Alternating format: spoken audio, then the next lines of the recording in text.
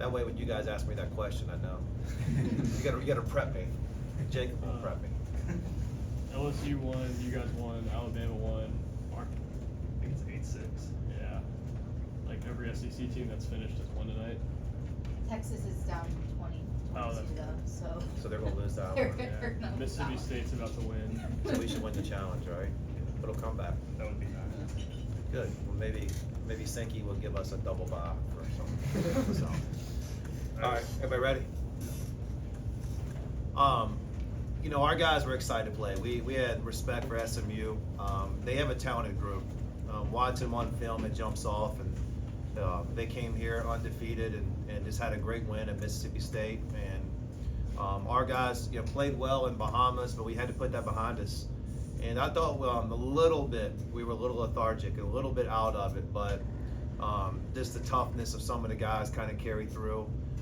Tyler Tanner was terrific, and it was making plays all over the court, steals, threes, assists, and we really needed it. Frankie was in foul trouble, and we leaned on him. And also, I thought Jalen Washington gave us tremendous energy plays, and whether it's blocks or hustle and things like that. So really proud of the growth he's had, and our team's off to a good start. I wanted to get through this segment. We got exam break coming up and kind of see where we are and the things that we got to really hone in. I know 3 of our next 5 are on the road against really good teams, so we want to get better and better. We got room for improvement, but it was a good night tonight.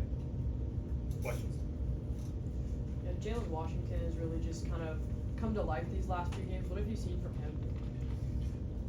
Well, if you watched him in the summertime, he showed everything he's showing now. And I think he got out of character a little bit with some games early on. But then at the same time, he's a people pleaser, and I think he wanted to know we believe in him. And you kind of see his talent, his plays, his length, and we're going to need that. The SEC is brutal with size and athleticism. He has size and athleticism.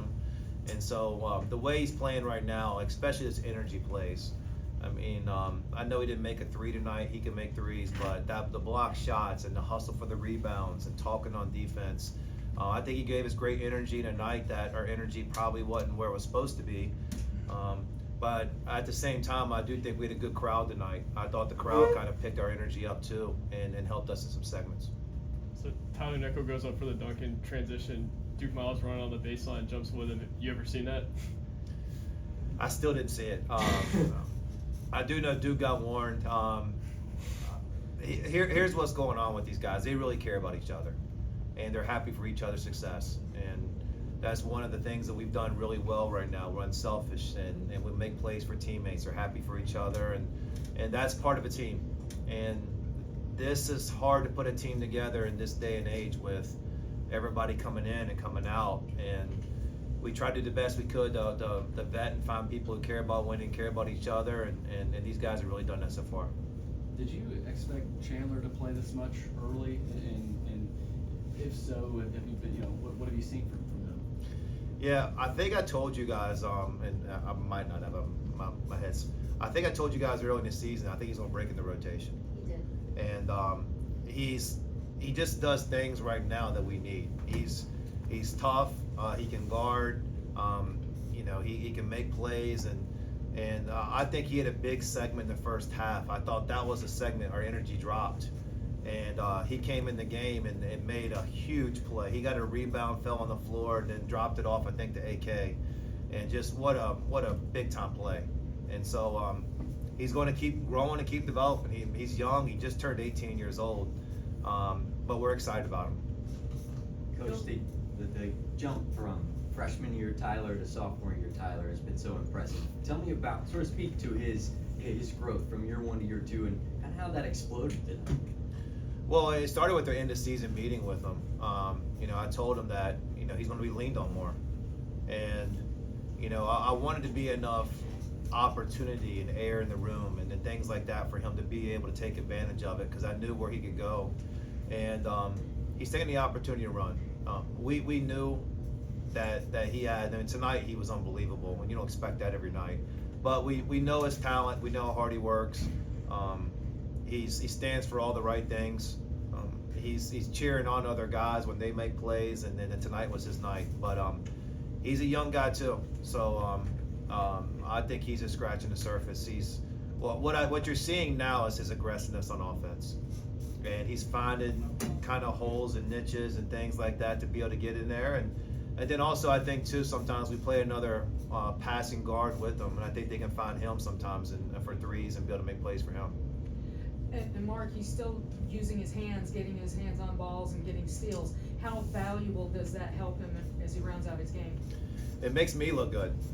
And so it's like I get zero credit for that. That's his maybe his mom or dad, but his on the ball defense, instinctual. He usually gets one or two of them a game, and they're huge plays. And they kind of suck the life out of the other team. And he was doing it tonight. You know, Frankie been doing that. He got into foul trouble. But our defense starts and stops with those guards up top, and he starts our defense just like him and Frankie do, and then the rest of the guys can kind of match their energy. Feels like this was probably the most size you guys have seen so far this season. How do you feel like you all handled that? Well, I don't know how big St. Mary's looked on TV, but when you see him in person, some of them don't look human. So the last two games, and they got great size. So the last two games, and the big fella for them tonight, I thought he was good. You know, coming into the game, we didn't think they would really rely on him to be a post scorer, and we didn't want to double him.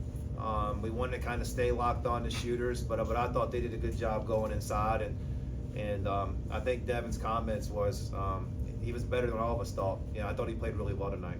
Coach, as you mentioned, the crowd really showed up in this one. How did that improved turnout really affect the game? Yeah, it just changes things. You can just feel the energy in there, the excitement in there, and you know, my thing with the crowd is they're a part of this, and you know, our guys play and they love playing for Vanderbilt and the alumni and the fans, the students, and they want to share this journey with them. And so when people come out like tonight, they were a huge part of us. And whether we got down a couple times or bringing excitement, Memorial, you know, felt good tonight, and a big credit to them. You guys had 20 assists, 5 turnovers. As a longtime head coach, how happy does that stat make you? Yeah, that was a big point of emphasis coming to the game. We talked about ball security and ball toughness, and you know, they had a game this year. They forced 32 turnovers, and that's what they do. Their guards are really active, and so that's been a huge point of emphasis. And I'm playing guys that should be able to do that. But the assist shows we're sharing the ball and making shots, and then we want to get a shot every possession. So our points total will go up because we're shooting a good percentage. We don't turn it over.